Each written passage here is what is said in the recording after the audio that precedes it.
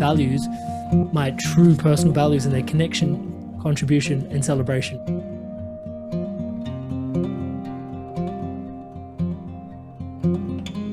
If you're happy. I'm always happy.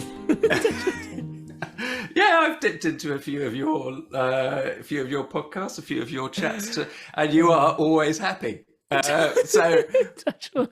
but you, some little while ago, Amrit, you didn't start life like that, did you? Your life was not full of happiness. That's where you really started this journey, wasn't it? Tell us a little bit about that. Yeah, I guess the journey of personal development really started with it was an interesting start. I grew up, I guess, the roots and the etymology, if you want to call it that, of some of the maladaptive tendencies. I really am resonating with the word maladaptive these days in words of describing things, because I think we often sort of demonize our challenges, our shadow and stuff like that. But really, I've got this visual in my head of like a pot plant, and it's growing really well. It's got good soil, people are watering it, and they're trying their best, but it sort of reaches towards the light. And if the light's like over here, like 45 degrees away, it sort of starts to lean 45 degrees. And, for most of us, that light sort of looks like, love and adoration and acceptance from our parents. So, and society and our friends and our families and all of that. So for me, the challenge was onset early. The juxtaposition of growing up in an Eastern family in a Western environment. So I grew up in Australia in an Indian family, and there's just like and now like I look at the lifeblood of the work that I do for people as an engineer and a spiritually aligned living coach, life coach, leadership coach. It's all about living in alignment to your values. Yeah. But at the time, I'm like raised, we were talking about etymology before this podcast started, I was raised with a certain value set, but then placed in an environment that had a very different value set. And that sort of misalignment, I was just carrying that. And it was culturally very diverse. It's beautiful, makes you quite a rich individual in many ways. I think many of us are living lives like this, more and more so now than ever before. With travel being what it is and opportunities being global the way that they are, and there's a lot of migration, but there's this real tension that started to grow and grow and grow and fester and fester and fester. And there was some early hallmark symptoms, but really it came to a head as just around the time I was leaving high school and then coming into university and leaving university the first time around. So that period, there's about 6 years there where I guess it's not lost on me that was the period that I wasn't sort of in the incubator of a school environment as well. I was sort of like, coming into adulthood and being sort of set free, like free range, going from caged eggs to like free range eggs, it's like out you go. And at that point it was like, whoa, and then starting to land and then recognizing that the value set that I was holding wasn't really landing very well. But I didn't have languaging around this. For me, I was just having an existential crisis. I wish I, could go back and tell myself all of this stuff, which is a big reason why I teach this stuff now, touch wood. But nonetheless, so that sort of friction within my internal being, and being unable to authentically express my true self, and not really having a beacon either of like, oh, this is the true me, because I was also this value set that, was epigenetically installed within me through my family, but then also my environment was also epigenetically switching things on. And so I'm kind of like a hybrid of both, but deep down inside there's also like a true me, which I see myself in this, and I see myself in the Western values and the Eastern values. I'm just kind of like, who am I really? And just really imploding. And what was really the biggest degree of symptomology, I guess, through that period was my relationships deteriorating all around me, my friends, my partner, my relationship with my studies, my jobs, everything. Like I was working really hard, 3 jobs, studying, girlfriend interstate and lots of different things. But it all started, like from the outside, it all looked like I had it going for me. But inside it was like a big cry for help. It was like, hey, like I really don't know what's going on, and can someone help?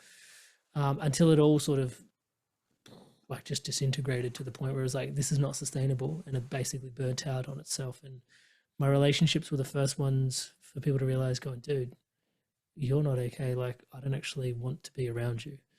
And it was like, yeah, okay, that makes a, it was painful for someone. Now I look at my values, my true personal values, and their connection, contribution, and celebration. So for someone that's connection is their highest value, for their relationships to turn around and say, I no longer want to connect with you, was quite bitter medicine. So I guess I'm trying to dance around the dialogue a little bit there, but really I was unable to express my truest self because there was all these expectations that were laid upon me from multiple angles. And that was causing a suppression of my authentic expression. So those being the opposite of each other, but suppression can be just like a one-for-one trade-in for the word depression in many ways. So I was diagnosed with major depression. And that was, yeah, it was a challenging time. And that's, again, drives a big part of the work that I do, because depression is one of those things you don't really wish upon your worst enemy either. It's, you're just locked within yourself, and it's very, to even suggest that it's very challenging to find a way out, it makes it sound like you know that you're locked in. You don't know any different.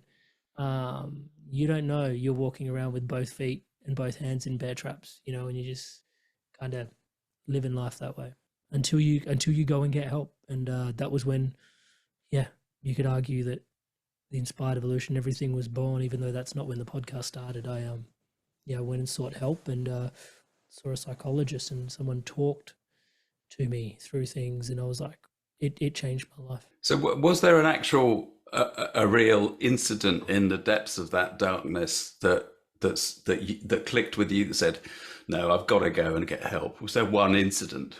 Yeah. So again, being connection oriented. So one of the things that happened for me was I was always quite academic, touch wood. We talk about the pot plant, growing. And so one of the things my parents always fawned on me for was, like, when I got good grades, they were like, good boy. Typical Indian family, but nonetheless. And so I learned to, like, become academic to sort of get that light and love of that adoration, touch wood. And so I was always academic, and I always identified that, and that had become entrenched as part of my identity. Fast forward to this period where I enter university, and I'm meant to be someone that's, still quite academic and lots of prospects.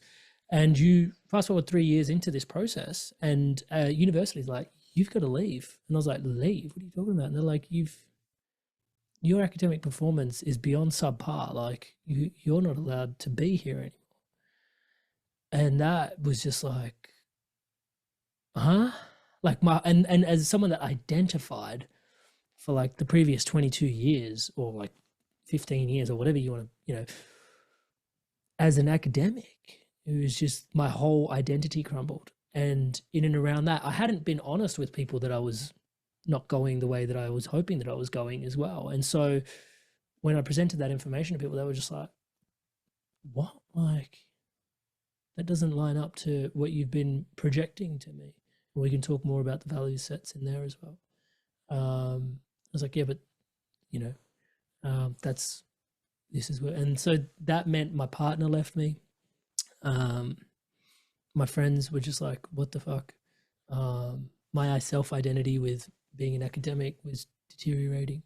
So there was, the whole house of cards basically just fell in on itself. And that was the moment. And it's a great question, because I think, especially when you're 22, 23, you don't really, it wasn't until like the ages of like 26, 27 that I really started contemplating, even like allowing the thought of my own mortality to enter my psyche, right?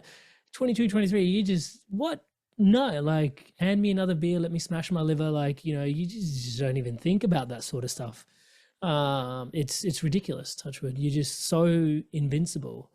And so for a 22, 23-year-old to be sitting opposite a psychologist, yeah, for me, that means that something would have been really, like, really, really off. And I was sort of fortunate, well, no, I was very fortunate that the conversation around mental health had just started in society back then. Like, it wasn't something that was like it is today, where like trauma language is in the common vernacular. Like, everyone talks about mental health, there's nuances between mental health, mental fitness, mental, like, yeah, there's lots of different nuances where like the conversation is ripe, and it's brilliant because I get to do so much work in that space now. People are clued in and aware, touch wood.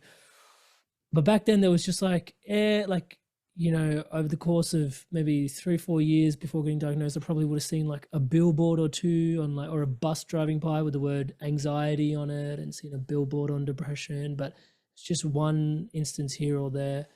But it was enough to sort of, not for me to identify that that's what was going on for me, but when the psychologist finally said it to me, I was like, oh, this is that thing.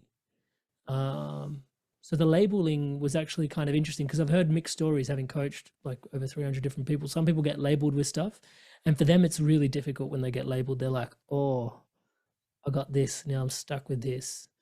But the labeling process for me was kind of a relief, like there was all this like pent up pressure, and all of a sudden there was a gasket valve. It was like, ooh, okay, this is that thing society's been talking about, and maybe there's a way out of this if someone can sort of see what it is. And then we started working our way through it. No, excellent. Okay. I'll tell you what really surprises me, Amrit, is how similar your journey has been to my early days. I mean, I'll tell you, early 20s, I was right at the bottom, right at the bottom. I did consider actually ending the mortality. That's how low I had got briefly. I mean, I'm not over dramatizing, but it's just, I don't want to talk about me. This is about you. Have the conversation. Yeah, but depression is deeply, deeply all-consuming. You talked about labels there, and in the work that I do with people, you know, if somebody comes to me with a label, they've been diagnosed with a PTSD or whatever it be, they tend to be present with the, oh my God, now I'm stuck. You must find that in your work particularly. Yeah.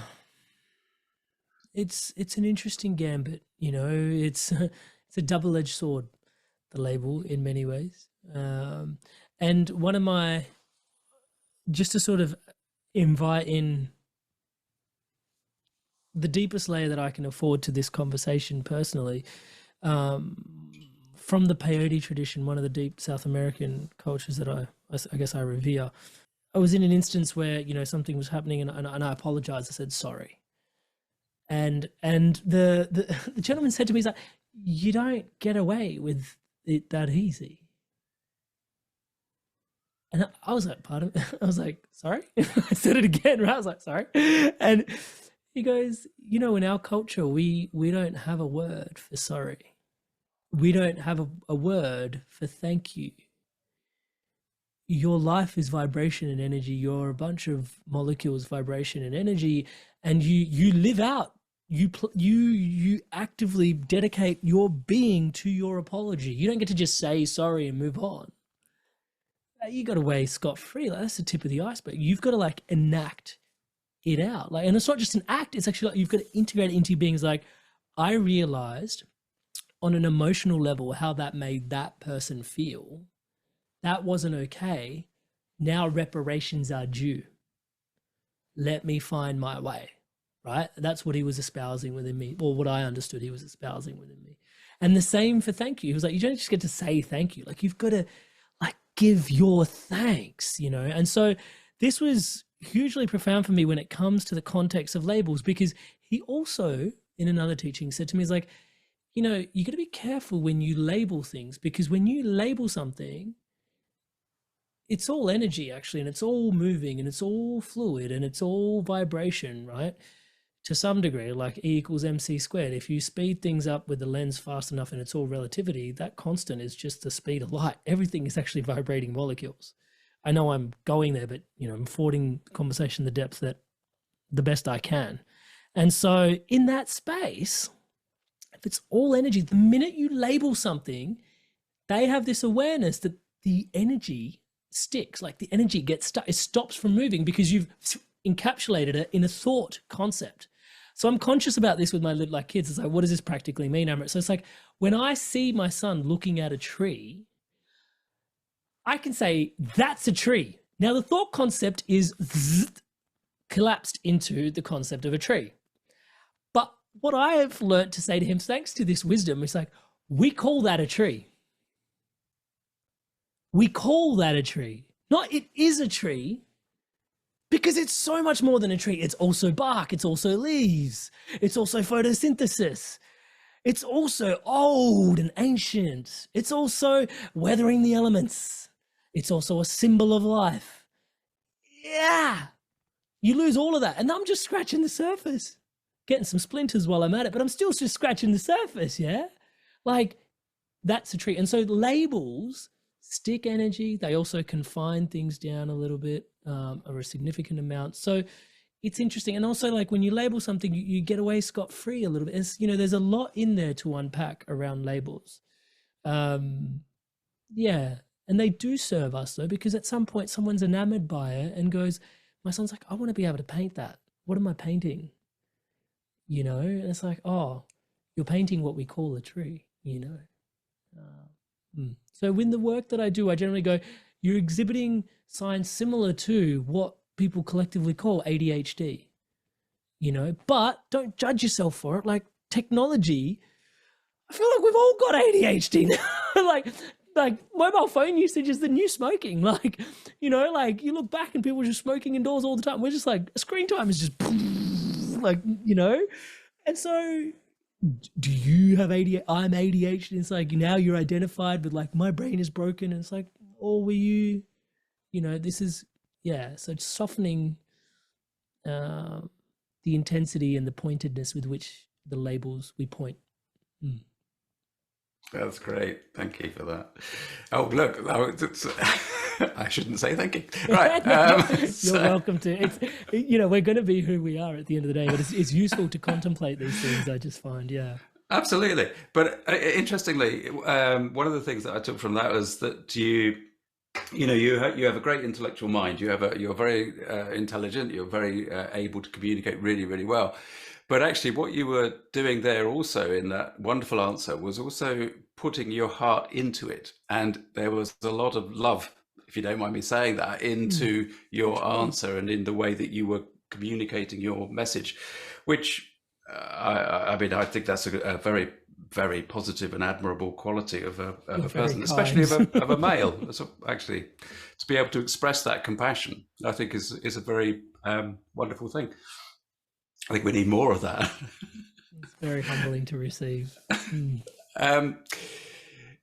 Just as an aside, I was standing under a tree. I live in a fairly rural area of England. I was standing under a massive sycamore tree yesterday, and I was just looking up, and the birds flying in and out of the leaves and the branches, and just I was basically standing in an individual ecosystem, and it was like, this is fantastic. It's yeah, you mentioned, like, masculine and before, and that, like, the embodiment of masculine energy for me, I just contemplated a tree, and a sycamore is a great example of what I feel like healthy masculinity really is. It's holding space, like you said, like, there's an ecosystem going on. So the tree holds all this structure and all this space. Now it's up to the birds to come, whether they're going to build nests, and that's that feminine quality. It's like, are we going to build a cubby house here? Are we going to plant flowers in the roots of this tree? But the tree's responsibility is to hold space, whether the elements, that's my visualization of what healthy masculinity looks like. Just to sort of share that into the conversation. Yeah, no, that's nice. I mean, it's an interesting one. I think my subscriber base is about 50% male. Some of that is because a lot of them come to the channel because I talk about dowsing, finding water and finding things with dowsing rods or pendulum or whatever, using the intuition. Yeah. So some are here just purely to learn about that and to go off and find their treasure in a very physical sense. But there are many, many men that watch this channel that are in that process of really discovering their heart, and realizing at whatever age. I mean, a lot of my subscribers are considerably older. They're more mature, shall we say. And it's a lovely thing to be part of, I have to say. But where do you see that kind of the masculine, I mean, without getting too heavy with it, the masculine aspect actually, settling, finding itself or on a sort of a collective level, because it is having an influence, Yeah. isn't it? Yeah, it's a brilliant question. I really appreciate where you're coming from. The, you hear this a lot bandied around recently, and like you said, without getting too heavy into it, it's, this a crisis in masculinity, and then you hear the toxic masculinity being thrown around a lot. Like, I think there is, I've interviewed a lot of very incredible people, touch wood, on the podcast, just as a view. Bar this episode, obviously. But there's this like they say 2012, when the calendar for the Mayans ended, 30 years prior, 30 years after, is actually this turning point for humanity that's going on. And also, we've just stepped into the age of Aquarius. Now, there is many debates. Many people have tried to convince me that we're coming out of Kal Yuga, which is the dark ages, and moving into Dwapar, which is an age of more light, let's say, which is that Vedic philosophy. But I'm not quite convinced, because when I speak to people that are from my roots and origins in India, that we're very much still in the swing of Kal Yuga, and that's why technology is advancing the way it is. Not that it's a dark thing, it's our ability to manifest is actually associated with the darkness, but I'm digressing down a whole nother rabbit hole there. So the key thing in there is, the role, there is a shift. We're currently at a shift, and the age of Aquarius is this, like, it is sort of that, like, let's just run with that one for the moment. There is this feminine shift that we're going into, and you can see the patriarch dying, right? Like, the patriarch is sort of collapsing in on itself, and people say, oh, it's decaying. And my visual, so my PhD was on vertical gardens on high-rise buildings in the urban environment. Yeah, and people were like, oh, it's for the pollution, and I was like, no, it's for depression. It's when there's more green spaces in the city and they're not gray, it doesn't feel gray inside. But anyway, yes, absolutely, pollution. But anyway, you do what you need to get where you need to get to it sometimes. But that was my PhD. And so that, to sort of say, what I visualize is like, all that gray structure is all the masculine. Like, we've put up the structure back to that tree. Like, the structure's up. Now the beauty needs to come into it. Yeah. Now the symbiosis with nature needs to come into it. Now it needs to be holistic again. So we've done our job, but we've gotten us as far as we potentially can. And it's not time for us to sort of fold in and say, oh, we failed. No. You did great to get us here. Time to stop pushing a little bit, please. Like, now it's starting to get a bit burnouty, and we can sort of see it in the global politics and that sort of stuff. It's like, yeah, enough, and you see some female leaders really stepping up, and still now some of the female leaders you see stepping up are still driving from a masculine place, but they're also playing their role in the transition. It's very grateful for them embodying what they are embodying, in my humble opinion. But there is a shift, and the new world order, if you want to call it that, it sounds a bit sinister when I put it that way, but it's going to be feminine. It's going to be feminine. We're going to have to learn to find our way through this. And so for men, it's a very interesting time to be alive. Because especially as men, like, I can speak for myself, I'm very monkey see, monkey do. Yeah. And it goes back to Jung, like Jung called them the archetypes. Yeah. So there's meant to be these archetypes that we live into. But I ask you, the audience, yourself, Tim, the question, what is the archetype of the modern warrior? Is he the one carrying the briefcase, battering on a keyboard all day? Like, where is he? And that's just one archetype. Where is the modern magician? Like, we've lost connection to these, especially as men, and I think there is both challenge and opportunity in that, right? Like, true entrepreneurship is where there's a challenge, where there's risk, there's high opportunity as well. Like Elon Musk, we're going to the moon, everybody. And it's like, I can think of a million things that can go wrong. And he's like, I'm just building a vertical trucking company. What an opportunity. I'm like, bro, you are on another level. And so therein the risk, right, and the opportunity of us to be able to learn at this particular juncture of like, okay, we are the ones we've been waiting for. We hear that bandied around a little bit, but we're literally forging a path forward as our own archetypes. So it comes back, like, this is now, I'm like getting hella conceptual, but let's just bring it down to something super basic. Like, my father didn't really change a nappy. Like, he didn't do that. Yeah. Like, it just wasn't part of his, doesn't make him a bad dad. It just wasn't what he did. Man, I can't count the number of nappies I've changed. And I'm not saying I'm awesome, but it's just showing you like how different the dynamic, like in just one generation, is. Yeah, that was previously something that only women did. And now it's like a total, I would say 50-50. My wife's probably done 55% of them. I'm done 45% of them if we're keeping it honest and real. But it's quite a shift. Yeah.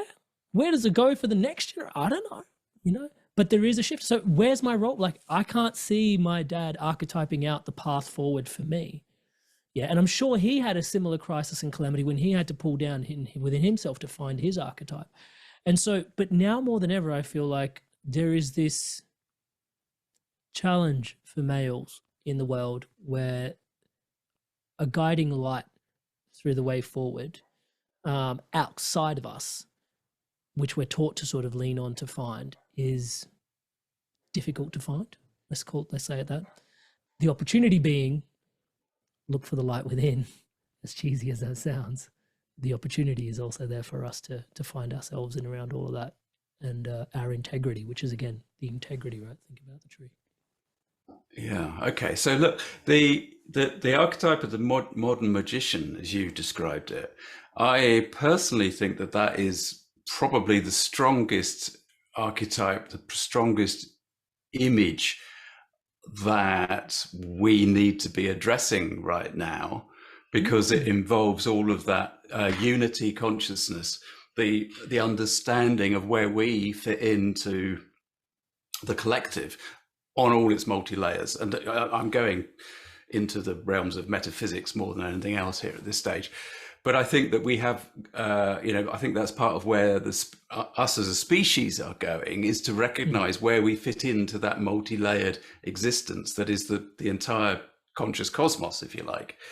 So the modern magician, or the magician archetype, to me, is actually probably the powerful essence, because it also does, as you said just now, emanate from the power within, our self-discovery. Now, I just want to link this to something else that you said right at the start of that answer just now. You were talking about the ability to manifest being associated with darkness. So I just wondered whether you could just talk a little bit around that idea of the modern magician, or the magician being a strong archetype, but also that darkness that you talked about in terms of our ability as human beings to manifest, because those two are linked. Yeah, so it's interesting. So I truthfully don't spend too much time contemplating darkness beyond death. And even that, there's, I've spoken to lots of people, and even that seems to have a lot of light in there, if I'm honest, touch wood, because we can see it. So it's there. The real dark you can't even see, right? And it's almost like a medium on which we're all playing, right? And so there's this real, and if you're in a medium, and even if you just think about, I'm not saying we're a petri dish, that is the furthest thing, like life is sacred, but nonetheless, let's just run with it. It's just what popped into my mind, pardon me for a sec, but we've got a petri dish, right? There's a medium there and things are growing in it, yeah? And the things that are growing in it is like, there's some light there. That's amazing. Like, there's a light there. There's always the light. Like, where does it come from? It's etheric, magician you refer to. It's brilliant. Like, I just left a petri dish here. How does stuff start growing in it? What the actual, right? But there's a medium there. And so when I mean darkness, maybe it's just the absence of light. It's not like this real heavy darkness that we're talking about, right? There's that opportunity to, again, sort of soften the labels and try to understand that they're forces. Because I think darkness for most people is like bad. Yeah. And I'm not here to sort of, oh yeah, darkness is good. I don't know enough about it to say that. I'm just here to challenge popular opinion, challenge thought, and just soften. I definitely believe, you should always look for the light within it. Like I'm as an inspired evolution, as a coach, which is really why I don't do too much therapy work, because I'm just like, champion your light. Like, you're here for a minute, like a blink of an eye in the cosmic stardust of it all, and you're gone. And you could do, yes, there's absolutely opportunity for you to do your trauma work, and I really think it needs to be done and addressed. And yet there are so many of your gifts that also need to be honored, And so for me, it's like, that's why the inspired evolution, the coaching I do exists. It's like, find your values, align your life, and go. Because it's like, this is what you're put here to do, right? So absolutely, there's an honoring of both that's required. I think it's really interesting. Yeah, I think it's fascinating that I'm going to have to sit with the concept of the magician being the archetype that is most required at this. I feel like, even when I'm just tuning into modern comedy and sort of the more risque comedians in the way they're sort of speaking up in a world that's trying to cancel the shit out of everybody. You know, I feel like they're embodying the Joker in a really powerful way. Yeah, I feel like a lot of the archetypes are being called upon, but there is a sense where I do agree with you to some degree, because I see the concept around shamanism growing so much in the world right now. And that was just something that was so buried in the jungle. It was just like nobody knew. Like even 30 years ago, there was like, you were super fringe if you knew. Whereas now, like, if you know, you know, and if you don't know, it's like, excuse me, you know, it's like, which is like, okay, there's an awakening happening, and it seems like it's around that archetype. So the modern magician to me seems to be connected to that. You know, we look for it in the modern sphere, and it's emerging out of the jungles, I would say. Touch wood for us to connect, and it was there in the answer that you gave. It's like that multi-dimensional, you know, and that's pretty much what a shaman is, basically a bridge in many ways, right? So they're sitting across multiple dimensions, and now there's this thing in the West where we, you know, you go to these sacred sites and these, you know, ancient cultures. You go to the Amazon, you go to Brazil, you go to Peru, wherever it is, to do this incredible work, and you want to drink the brew and the medicine and have an experience which is available to you. But back in the days, that's not how they operated at all. That you just sat in the room. The shaman drank the medicine, connected because he had access. He'd worked on his internal infrastructure to be able to connect as the magician to the multi-dimensions. And he saw you as an energy field and just started working with your field. Like that was, you went and saw the witch doctor, the magician, right? And he would, but now it's like, again, maybe that's the process. We're coming to our own light. Maybe you're meant to be doing the work on yourself, but also, I don't know, I don't know. It's interesting watching how the times have changed, but interesting contemplation around the magician. But yeah, the darkness, maybe it's just anti-light and it's just a medium for the light to play in. It's an interesting contemplation. Oh, yeah, that's good. Yeah. I love the fact that you introduced the Joker there. I think it's so easy to completely forget the Joker. And the Joker is the one that brings chaos, the one that is there. I mean, over here in Europe, there's the sort of folklore stories around the Green Man, who's the foliate face of the woods of nature, and he is always associated with the Joker and the trickster. That energy that's going to trip you up, but hey, we're going to have a laugh. It's going to be we're going to have change, but we're going to have a laugh. And in a way, that's the way the universe seems to work a lot. So I would put the magician and the Joker, trickster there right alongside as good old buddies. Yeah. They're working together. I love that.